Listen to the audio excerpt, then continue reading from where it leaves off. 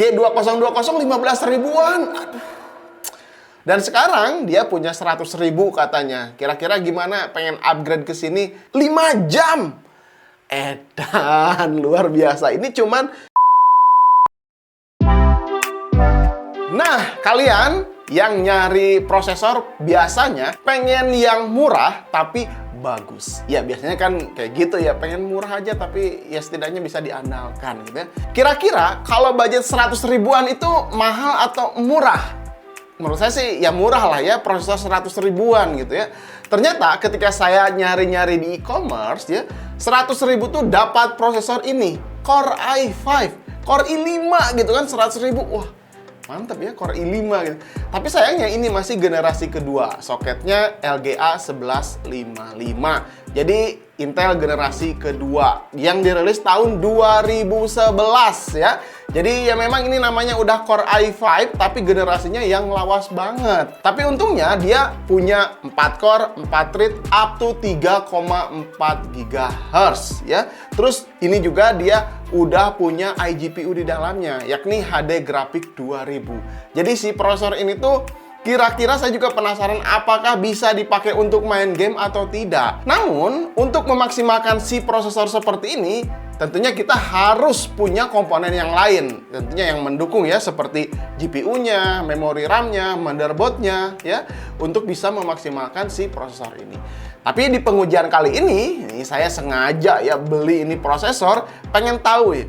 Saya pasang nanti ke motherboard dan kita tes tanpa menggunakan GPU eksternal ya. Kita andalkan aja si HD 2000 yang ada di dalam prosesor ini, apakah masih bisa dipakai main game, dipakai browsing, dipakai apa lagi ya, yang ngetik-ngetik gitu, bisa atau enggak. Nah, kita akan coba di sini ya. Nah, kebetulan di sini ada PC lawas juga ya.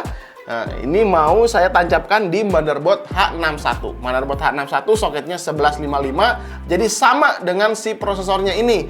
Ini tuh kode name-nya Sandy Bridge ya, Intel Gen 2, Intel Gen 3. Soketnya itu sama 1155. Jadi bisa ditancapkan di motherboard H61 seperti ini. Ini soketnya 1155 juga.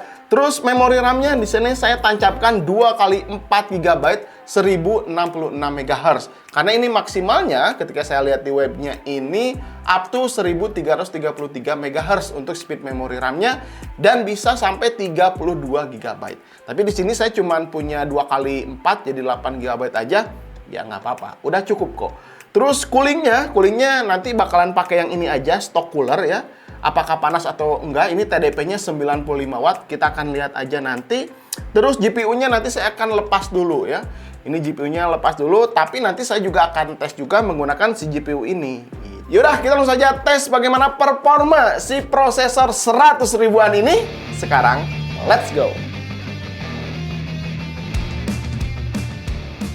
Kalian lagi cari power supply yang berkualitas dengan harga terjangkau? Nggak usah ragu lagi. XPG Vilon incarannya. Menggunakan kapasitor dari Japans dengan proteksi yang lengkap, OPV, SCP, OCP, sehingga bisa melindungi komponen kalian dari arus yang berlebih ataupun tidak stabil. Untuk efisiensi, selain 80 plus bronze, juga disertifikasi oleh Cybernetic untuk tingkat efisiensi dan kebisingan yang cukup rendah. Tersedia mulai dari 450 watt sampai 750 watt. Opsi ideal untuk dijadikan power supply di rakitan PC kamu. Info lengkap, cek deskripsi.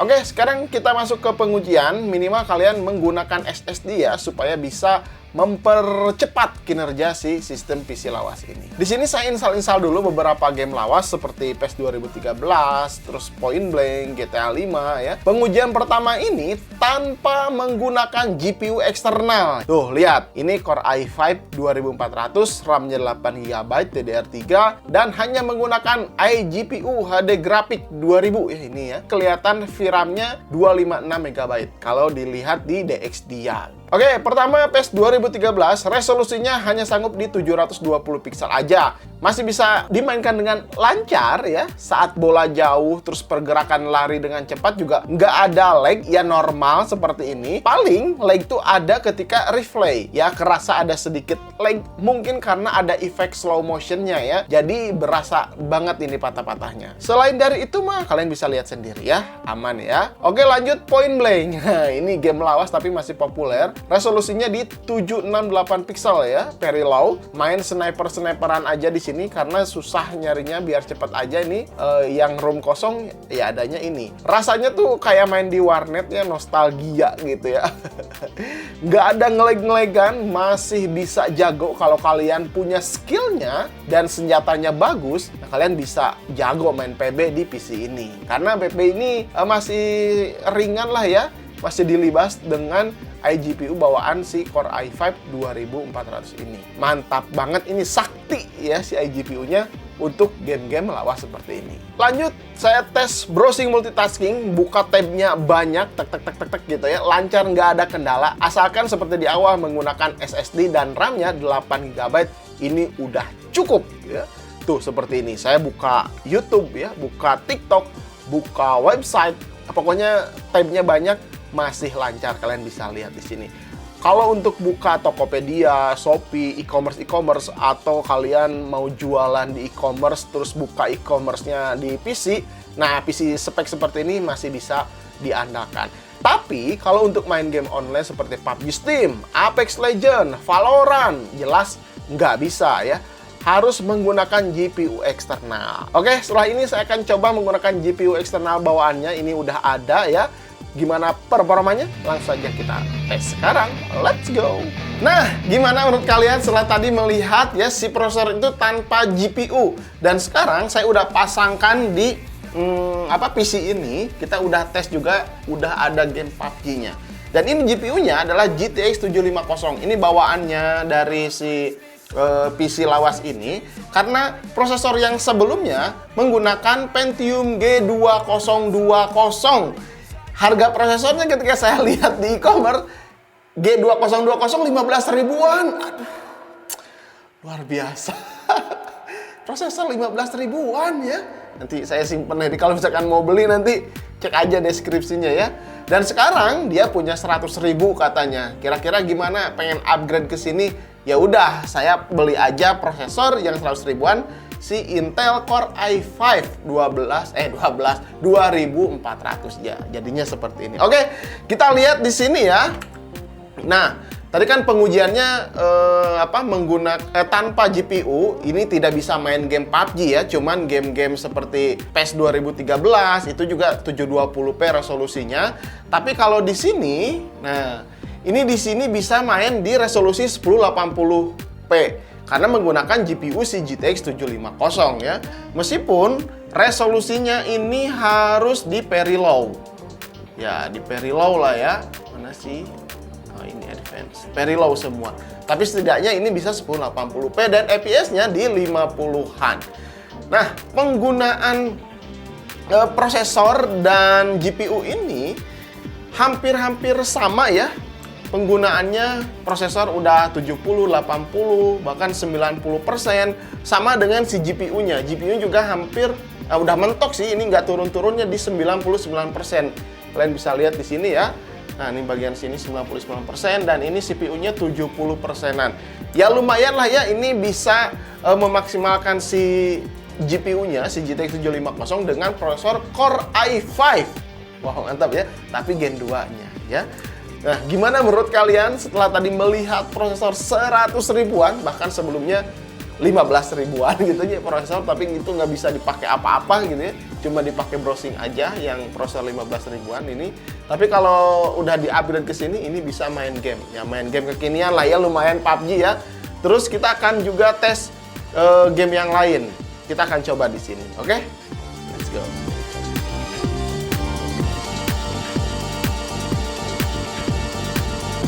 Oke, setelah tadi menunggu loadingnya lama, akhirnya ini bisa masuk ke game Apex Legends. Ya, ini udah bisa lah ya, sesuai dengan harapan. Asalnya kan menggunakan Pentium G2020 ini nggak bisa gitu, nggak bisa main. Sekarang ini udah bisa. Walaupun di sini penggunaan GPU, penggunaan prosesor ya, udah ya mentok-mentok lah. Tuh, langsung kan pas nembak kalau ada musuh ini, penggunaan prosesor udah langsung 100% ya. Kalau misalkan dipakai untuk live streaming, ya pastinya nantinya bakalan keberatan si prosesornya. Harus di-upgrade atau cari prosesor yang setidaknya lebih tinggi dari ini. Tapi karena budgetnya ini 100 ribuan, jadi ya mau nggak mau ya seperti ini gitu kan hasil PC-nya. Sebetulnya kalau misalkan punya uang 300 ribu lah, kita bisa beli ini kan H61, bisa beli prosesor Core i5 3570 atau ya pokoknya Intel Gen 3-nya lah yang Core i5-nya itu udah lumayan lah dibandingkan ini ya. Itu udah sering dipakai ya, dipakai rakitan PC Kerehore, masih bisa dipakai live streaming. Apalagi kalau GPU-nya GTX 750 atau 1050 ini masih sanggup. Oke, aman lah ya ini. Mudah-mudahan nanti yang punya PC-nya cukup senang ya bisa main game-game kekinian, game-game online maksudnya ya. Bisa dipakai mabar sama teman-teman, tapi kekurangannya itu tadi loadingnya yang agak lama ya. Gimana kalau dipakai editing? Kita akan coba render ya, berapa lama waktu merender video sekelas IT yang biasa kita pakai untuk tes render. Oke, lanjut ke pengujian berikutnya. Let's go. Oke, sekarang kita akan coba ngedit di Premiere Pro 2019. Ya, ngedit video sekilas IT yang biasa saya pakai di pengujian render rakitan PC ya. Di sini memang agak kewalahan banget, tidak direkomendasikan untuk editing seperti ini ya. Tapi kalau misalkan untuk cut-cutnya aja ini masih bisa ya. Tapi kalau udah banyak efeknya, udah banyak layernya kayak gini, kayaknya kurang oke gitu ya, kurang nyaman untuk ngedit seperti ini. Tuh kan, ini video saya juga di play-nya dia patah-patah banget, agak kesulitan untuk bisa playback di timeline di sini ya. Ya sesuai lah ya dengan harganya murah, performanya juga ya segini-gini aja. Jangan terlalu banyak ekspektasi dengan prosesor 100 ribuan, pengen PC murah dengan performa yang bagus. Ini kalian harus turunin ya sejauh mungkin, karena performa PC rakitan PC seperti ini ya, yang lawas-lawas dengan spek-spek jadul ya, dipakai untuk ngedit, dipakai ini kurang nyaman. Jadi kalau misalkan kalian mau belajar atau pengen coba-coba aja dulu sih ya nggak apa-apa. Tapi kalau misalkan kalian mau rakit PC, rencananya pengen ngedit ya, terus main game-game dengan lancar ya, dengan enak gitu ya, ekspektasinya harus diturunin, karena tidak seenak itu ya. Kalau main game PUBG kayak tadi atau Apex Legends ya, loadingnya ini lama banget ya, nggak enak nunggunya gitu ya, nggak satset. Terus dipakai editing juga seperti ini, nge-lag ya. Apalagi ketika kita pakai ngerender ya. Nah ini kita coba render ya. Nah, kita coba di sini rendernya pasti bakalan lama ya. Kita akan lihat nanti setelah estimasi rendernya kira-kira berapa menit. Oke, sambil nunggu di sini ya, kira-kira menurut kalian apakah memang worth it dengan rakitan PC jadul ya, prosesornya yang 100 ribuan, terus GTX 750 yang udah jadul juga, memori RAM DDR3 1066 MHz, cuma 8 GB, dipakai di tahun 2023. Menurut saya, untuk ngejar ekspektasi dipakai untuk main game online ya, PUBG, Apex Legends, sebetulnya ini bisa juga. Tadi udah saya tes juga. Cuman kendalanya dari loadingnya yang lama. Jadi kalau kalian mau mabar sama teman-teman ya, pasti kalian yang terakhir masuk ke lobby ya, terus terakhir pokoknya lambat lah ya. Beda dengan PC-PC yang generasi terbaru. Pasti satset masuknya juga pasti lebih cepat. Terus dipakai editing video, hampir belum muncul 1% ini, lihat. Dipakai render, wah udah kacau banget ini ya. Udah nggak enak lah ya. Nggak akan produktif nanti kinerja kalian kalau mau jadi content creator dengan PC seperti ini. 5 jam! Edan, luar biasa. Ini cuman saat 1,5 giga lah ya size-nya. Terus videonya sekitar 21 menit. Kalian harus nunggu 5 jam untuk ngerender. Ya ini biasa video-video sekilas IT resolusi 1080p ya, yang biasa diupload ke YouTube. Kalau di PC saya paling sekitar 5 menit atau 4 menit lah, paling lama 7 menit. Ini 5 jam nunggunya kan. Wah, luar biasa. Kalian 5 jam bisa mandi dulu, bisa main dulu, wah bisa ngapain dulu lah ya sambil nunggu render. Apalagi kalau misalkan nanti ada revisi atau ada kesalahan. harus diedit ulang, dirender lagi 10 jam dong. Waktunya terbuang sia-sia. Oke, mungkin gitu aja. Jadi PC lawas seperti ini, kalau hanya kebutuhannya untuk ngetik-ngetik, editing kayaknya udah nggak direkomendasikan lah ya. Untuk main game-game ringan, game-game jadul seperti PES 2013 atau PUBG, Apex Legends juga sebenarnya bisa. CSGO masih bisa ya, CSGO masih ringan. Terus Dota 2 juga ini masih bisa lancar dimainkan, tapi dengan resiko ya loadingnya agak lama. Terus apalagi ya?